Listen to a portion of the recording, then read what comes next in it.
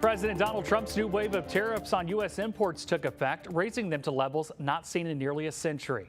But what does this mean for your wallet? Joining us now from Los Angeles is CNN's Maribel Gonzalez to break down what goods could be impacted and by how much. Maribel.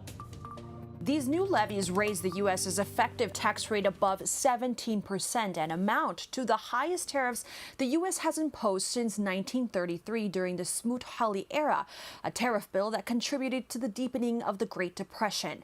But the president says these tariff hikes will boost our investment here in the U.S. and encourage Americans to buy more American-made goods.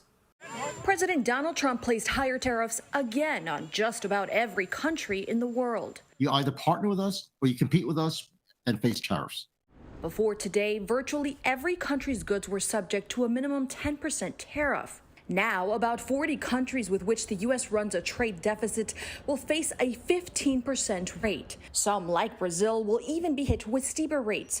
While Trump says tariffs will not lead to higher prices, experts say items that you come across on a daily basis, from electronics to clothing, watches to alcohol, and even toys, will now probably cost you more.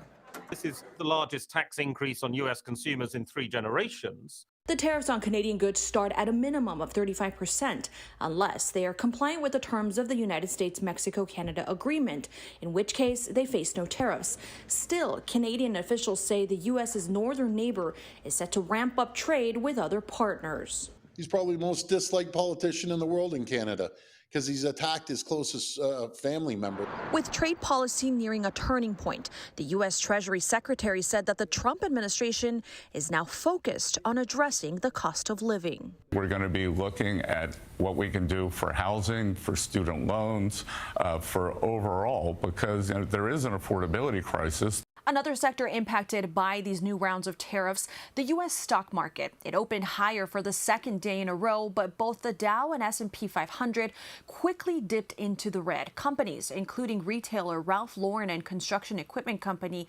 Caterpillar, also tumbled multiple percentage points in the first half of the trading day.